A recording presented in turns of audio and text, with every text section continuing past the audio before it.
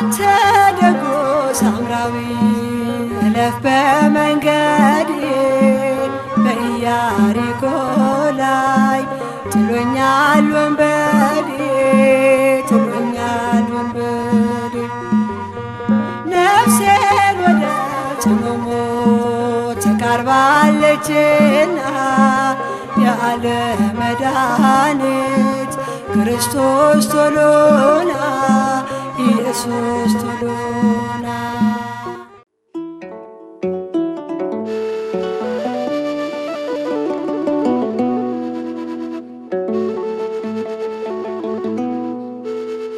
መጀመሪያ ያመመኝ ቶንሲል ነው። ቶንሲል ከዛ ቶንሲል ፊቴ ላይ እብጠት መጣ። ፊቴ ያበጠ መጣ። ፊቴ ያበጠ ሲመጣ እየቆየ ከዛ ሐኪም ቤት ሄድኩ።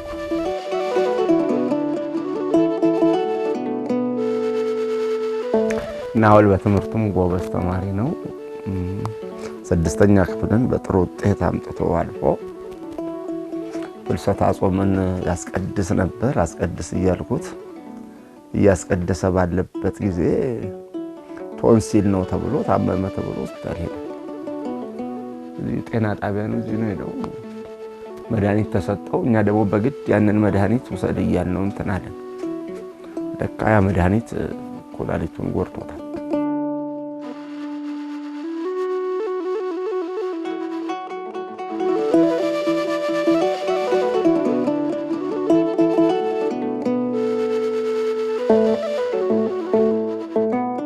በጣም ከባድ ነበር። ራሴን ሁሉ ስጬ ለምን ልጅ ስለሆነ እንዴት እኔስ በምን ያቀም ይችላል? ኩላሊት እንደምታውቁት ነው እንግዲህ አንድ ሰው ምንም ነገር ያለልኝ ሰው ነኝ።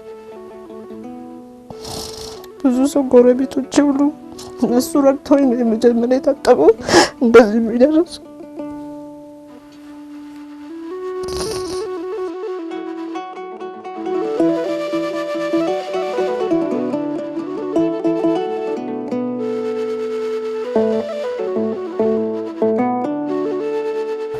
እጥበት ማረጋው በደረቴ ነው። በደረቴ በኩል ነው ማረጋው። በእጄ ልሰራ ነበር። እጄ አይሆንም ደምሰሬ ቀጭን ነው ተባልኩኝ እና በደረቴ ነው ማረጋው። 3 ሰዓት ተኩል ድረስ ቆያለሁ።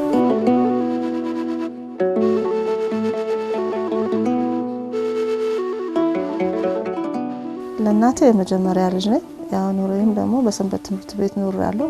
በጎላ ሚካኤል ሳገለግል ረጅም ዓመት ኖሬያለሁ። ከዛ በኋላ ያው ትዳር መጣና 2 ልጆች ወልጃለሁ። 2 ልጆች ኖሮኛል። ያው አንዱ ትምህርቱን ጨርሶ ቁጭ ብሏል። ሁለተኛው ልጅ ነበር 7ኛ ክፍል ተማሪ ነበር። ያው እሱም እንግዲህ ትምህርቱን አቁሞ አሁን ኩላሊቶቹ ሁለቱም ፌል አድርገውብኝ ያው ሰውን ለማስቸገር በፊታቸው ቆሜያለሁ።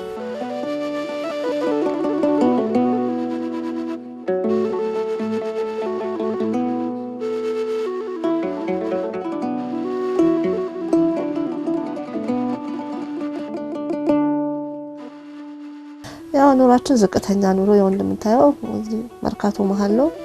ያው እናቴ እየነገደች አንዴ ቡና ተራ አንዴ ቡና እየለቀመች ምናምን እኛን አሳድጋናለች። እኔ ደግሞ ብዙ ስራ አልሰራውም እማር ነበር እስከ 10ኛ ክፍል ተማርኩኝ። ከዛ በኋላ በቃ ወደ ትዳር ሄድኩኝ። እኔ ያሳለፍኩበት ነገር በጣም ከባድ ነበር።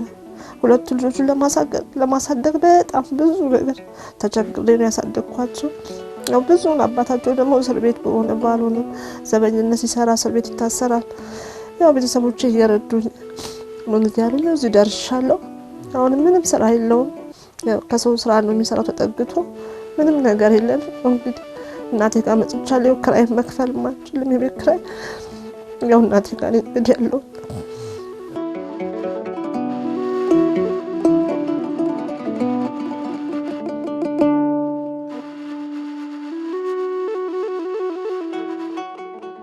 ያው ወደዚህ የመጣሁበት ቦታ ያው የምኖርበት አየር ጤና ጋራ ሰፈር የሚባል ነው። ትንሽ ጋራ ስለሆነ ለልጁ ትንሽ አስቸጋሪ ቦታ ስለሆነ ያው ቤት ኪራዩም ትንሽ ያስቸግራል። ለዛ ወደዚህ ወደ እናቴ ጋር መጥቻለሁ። ቦታውም አይመችም። ያው ኪራይ ነው ዳሌስ ማረገው በጣም 3 ስለሆነ ያው ብዙ ጊዜ ለሊት ነው ዳሌስ የምናረገው። ማንኳካቱ ምናምን ያው አስቸጋሪ ነው በኪራይ ላይ። ተከራይ ጥሩ ሰው ናት፣ ግን ያው የበለጠ ደግሞ ወደዚህ መጥቻለሁ። ትንቁ ልጅ ትምህርቱ ጨርሷል። አሁን እሱም ያው ዝም ብሎ ስራ ይሰራል፣ ቁጭም አላለም። 22 አመቱ ነው። ያው እንቀሳቀሳለኛ ለጉሮሯችን ቢሆን አላነሰም። ያው እንግዲህ ትንሹ ደግሞ 7ኛ ክፍል ተማሪ ነው። በትጋት ትምህርት ቤት 1ኛ 2ኛ ደረጃ ትምህርት ቤት ነበር የሚማረው። ያው ሚኒስትሪ ተፈተነ።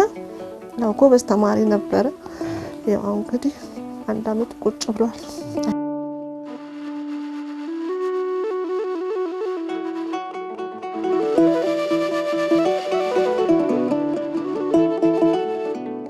መጀመሪያ ያመመኝ ቶንሲል ነው። ቶንሲል ከዛ ቶንሲል ፊቴ ላይ እብጠት መጣ። ፊቴ ያበጠ መጣ። ፊቴ ያበጠ ሲመጣ እየቆየ ከዛ ሐኪም ቤት ሄድኩ። ሐኪም ቤትም ታየው፣ ኪኒኒ ሰጠኝ። ኪኒኒ ከሰጠኝ በኋላ ኪኒኒ የዋጥኩኝ ብዙ ቆየው። ኪኒኒን ሱጣ ያስታውከኛል። ከዛ እዛ እየቆየ ደግሞ ወደ ግሬ መጣ እብጠቱ። ወደ ግሬ እብጠቱ መጣ። ከዛ ሌላ ሐኪም ቤት ሄድኩ። አትላስ አብነት ሄድኩኝ። ከዛ አትላስ ለ7 ቀን የሽንት መድኃኒት በደም ስር እየወሰድኩ ነበር። ከዛ እዛ ሲያቅተው ወደ ራስ ደስታ ሪፈር ጻፈልኝ። ራስ ደስታ ለ15 ቀን ምናምን እዛም በደም ስር የሽንት ኪኒኒ እየወሰድኩ እዛ ቆየው። እዛም ከቆየው በኋላ እዛ ሳይቀጣቸው ደግሞ ወደ ጳውሎስ መሄድ አለበት ተባልኩኝ። ወደ ጳውሎስ ሄድኩኝ። ጳውሎስ እዛም ብዙ ቆየው። ኪኒኒ ስወስድ ብዙ ቆየው። ኪኒኒ እየወሰድኩ እዛ ያበጥኩ ስመጣ ዶክተሯ ሲያቀጣት ወደ ኢትዮ ጠቢብ ዲያሊሲስ ማድረግ አለባለች። በመሃል ላይ ቶንሲል አመመውና ሐኪም ቤት ጤና ጣቢያ ወሰድኩት። ጤና ጣቢያ ወስዶ ቶንሲል ነው አለኝ። እዚህ አንገቶቹ ቶንሲል ነው ካለኝ በኋላ በቃ ኪኒኒ ሰጠው። ኪኒኒ ከሰጠው በኋላ ያ ኪኒኒ ምን ይሁን አላውቅም፣ ኪኒኒው ያሳበጠው አንድ ሲወጥ ወደ ላይ ይወጣል፣ አንድ ሲወጥ ወደ ላይ ይወጣል። ከዛ በኋላ ሌላ ሐኪም ቤት ደግሞ የግል ወሰድኩት። የግል ወስደው እሱም ሌላ ኪኒኒ ሰጠኝ። ይህ ልጅ ኩላሊቱ ትንሽ ኢንፌክሽን ነገር ያሳያል ሰጠኝ። እሱም ኪኒኒ ሲሰጠኝ ምንም አልቻለም። 7 መርፌ ወጋው። እሱ 7 መርፌ ሲወጋው ምንም ለውጥ የለው። ከዛ ለሪፈር ለራስ ደስታ ላርግልሽ ብሎ ወደዛ ሄድን ራስ ደስታ። ከራስ ደስታ በኋላ ደግሞ እነሱም አይ ከዚህ በኋላ አንችልም፣ የልጅ ኩላሊቶቹ አሙታልና ትልቅ ሆስፒታል ወደ ጳውሎስ ሄድ ብሎ ወደ ጳውሎስ ሄድን። ጳውሎስ ስንከታተል ቆይተን ምንም ለውጥ የለውም። ብዙ ክሊኒኮችን ዶክተሯ ሲሰጡት ምንም ሊሻሻል አልቻለም። አይ በቃ ፌል አድርጓል ብሎ ልጁ እያደር ማበጥ ጀመረ። ሰውነቶቹ፣ አይኖቹ፣ እግሮቹ በቃ ሁሉ ነገር አበጠ። አይ በቃ ከዚህ በኋላ ወደ ሪፈር ይጻፍልሽና ወደ ኢትዮ ጠቢብ አድርጊው ልታጠብ ዳሪስ መጀመር አለበት። እኛ ጋር ግን የልጅም ብዙም የለም፣ ወረፋውን ብዙ ነው እና ይሄ ልጅ ማዳን ስላለብን ወደዛ አድርገሽ ለምነሽም ቢሆን ምንም ብለሽ አሳጥቢው አሉኝ። ከዛ በኋላ ኢትዮ ጠቢብ ይኸው ለ1 አመት እያሳጠብኩት ነው።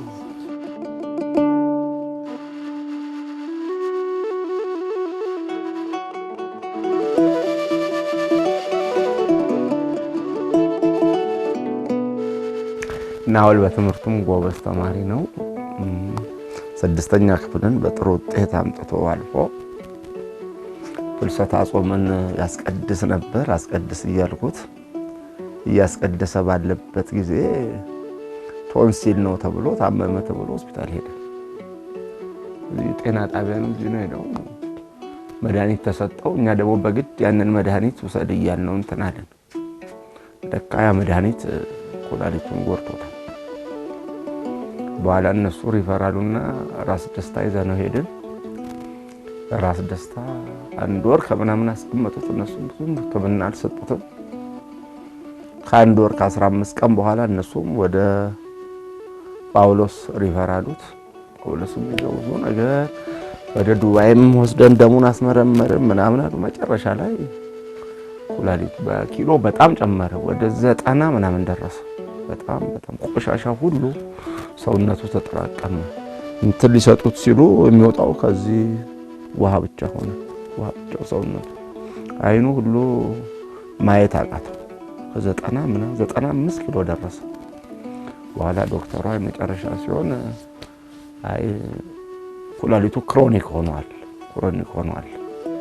አሁን እኛ ልናድነው አንችልም ስለዚህ ዳያሊሲስ አኪዩት በሆነበት ጊዜ አኪዩት ቢሆን ኖሮ እናድነው ነበር ለምን ዝም አላችሁ ታዲያ ቀደማችሁ ሰናራችሁ አሁን ከአኪዩት አልፎ ክሮኒክ ሆኗል ስለዚህ ዳያሊሲስ ባስቸኳይ ካልጀመረ በ3 ቀን በመናምን ህይወቱ ያልፋል አሉ ወዛ ይዘነው ኢትዮ ጠቢብ ሄድን ኢትዮ ጠቢብ ወሰድነው እንትኑ ከተቱለት ካቴተር ታጠበ ወዲያው ደግሞ ፖታሺየም እጥረት ተነስቷል ተብሎ አይኑን ብቻ ተሰቃየ አይኑን ምኑን አሉ ፖታሺየም ካልሲየም ያጥራል ተብሎ እሱም ተሰጠው ምናምን አለ ከ3 ቀን እጥበት በኋላ ትንሽ ተሻለው በኋላ ቆሻሻውን ሁሉ አወጡለት አሁን እንደዚህ ሆነ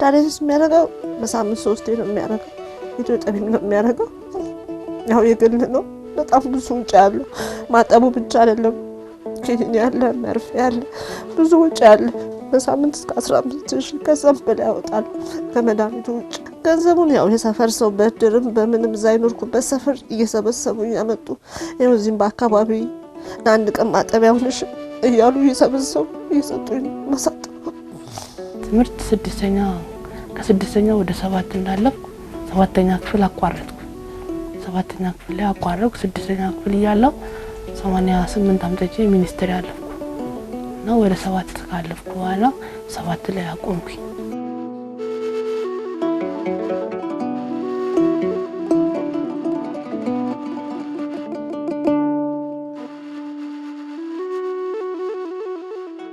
በጣም ከባድ ነው አይሆንም ብለን ያሰብን አንድ ጊዜ ከዱባይ አምጡ እንዲመረመራል አይሲኤል ወሰዱት አንዴ ብዙ ነው የሚያዙት ትዛዝ በቀን ስንት ነገር 12 18 ድረስ ኪኒን ይሰጡታል ያንን ይዙታል ምንድነው ለውጡ ስንላቸው እስኪ እንየው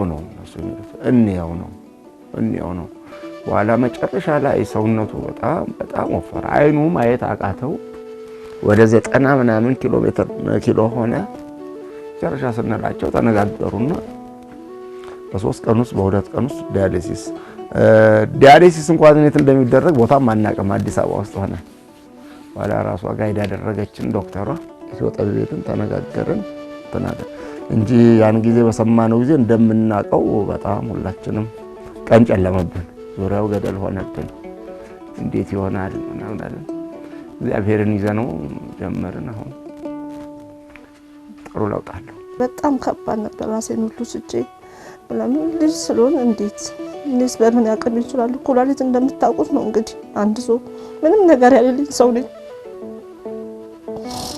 ብዙ ሰው ጎረቤቶቼ ሁሉ እነሱ ረድተውኝ ነው የመጀመሪያ የታጠበው እንደዚህ የሚደርስ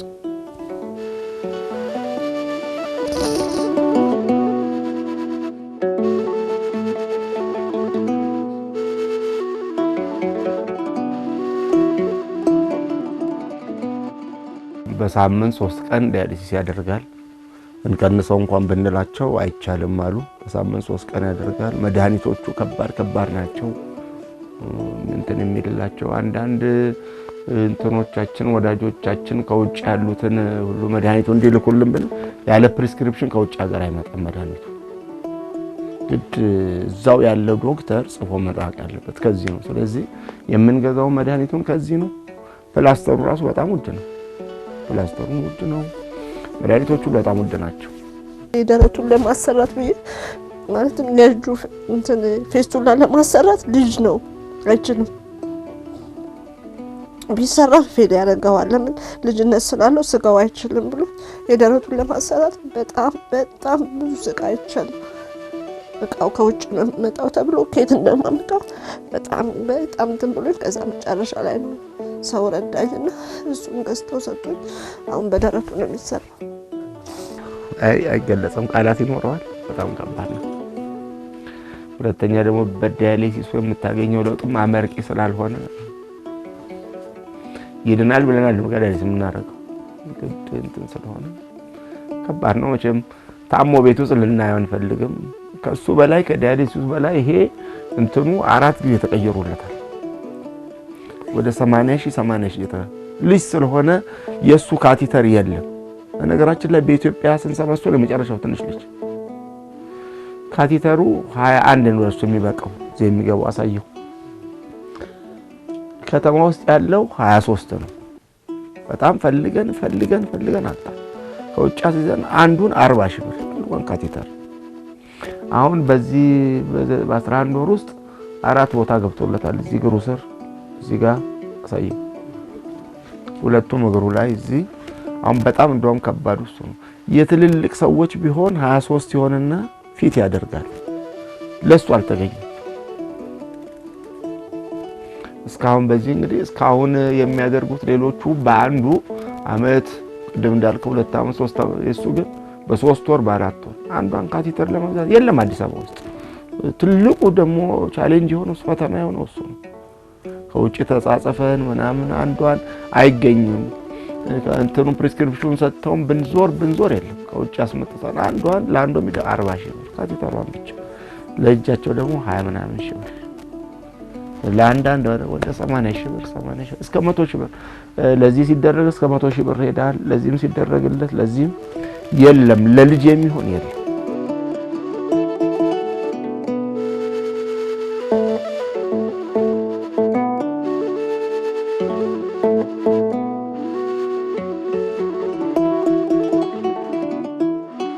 በጣም ያስጠላል፣ ደብረኛል። ጓደኞቼ ሲማሩ ሳይ በጣም ይከፋኛል።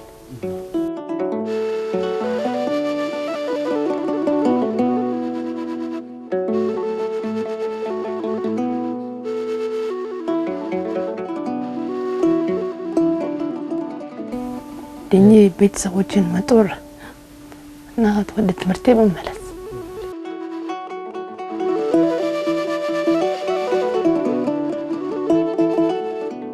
ያደር ከጓደኞቼ በታችን ቁጭ አልኩኝ። እኔ አልድንም ወይ በቃ ብዙ ነገር ነው የሚጠይቀኝ፣ ብዙ ነገሮች አሉ።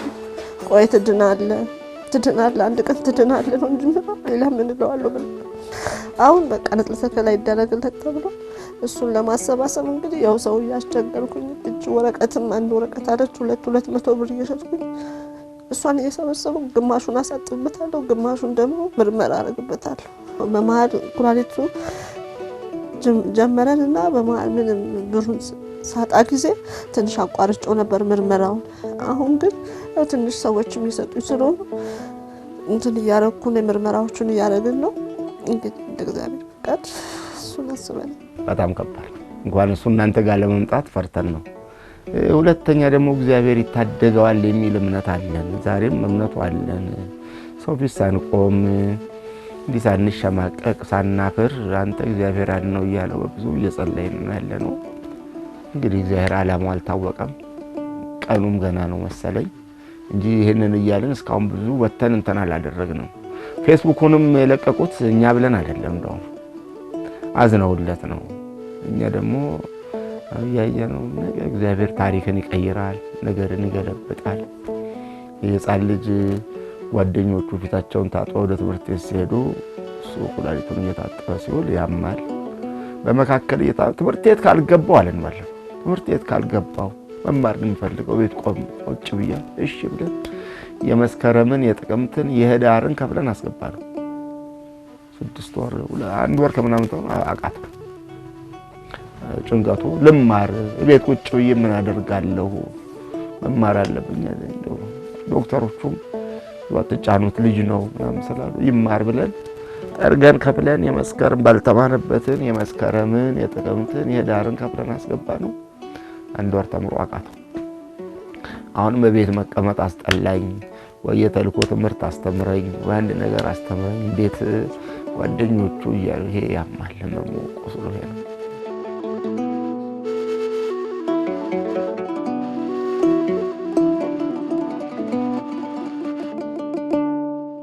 ኩላሊቱን ይሰጣዋል። የኔ ካልሆነ ደግሞ ወንድሙ አለ እንግዲህ ሁለቱንም በአንዳንድ ማስቀረት ነው።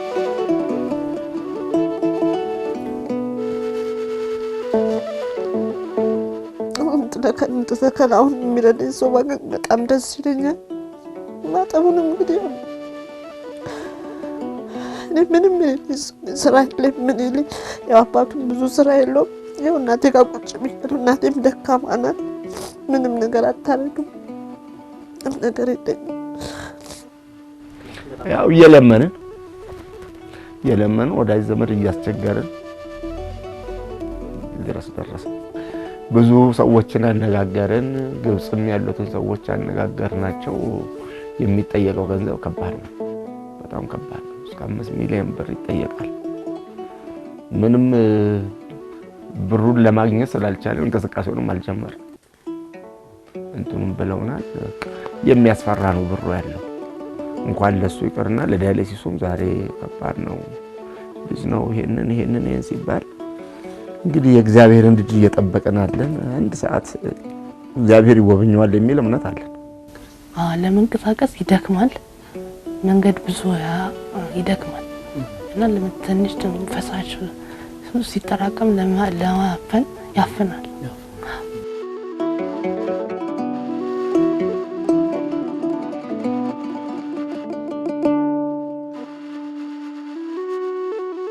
እኔ በሳምንት 3 ጊዜ ነው ዳያሊሲስ ማድረገው እና በጣም ከባድ ነው ዳያሊሲስ።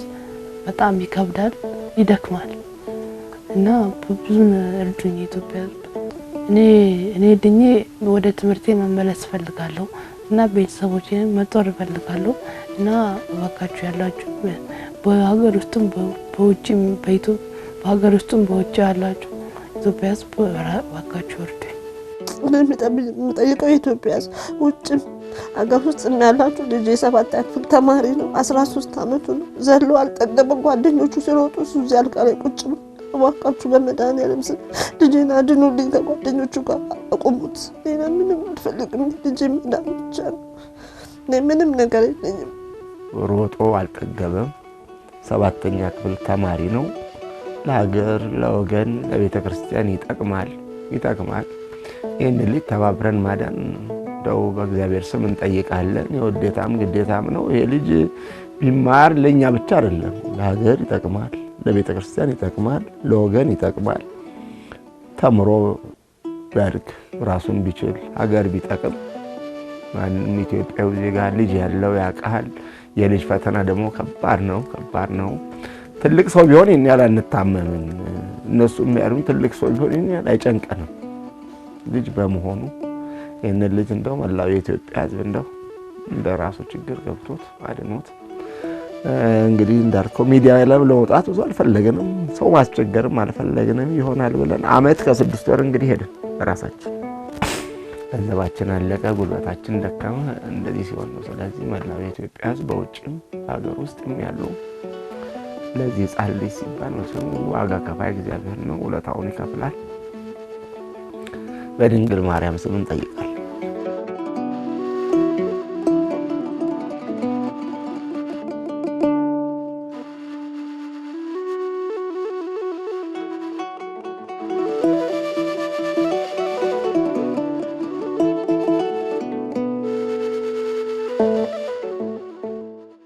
አንተ ደጎ ሳምራዊ እለፍ በመንገዴ በኢያሪኮ ላይ ጥሎኛል ወንበዴ ነፍሴን ወደ ጽሙሙ ተቃርባለችና ያለ መድኃኒት ክርስቶስ ቶሎና ኢየሱስ ቶሎ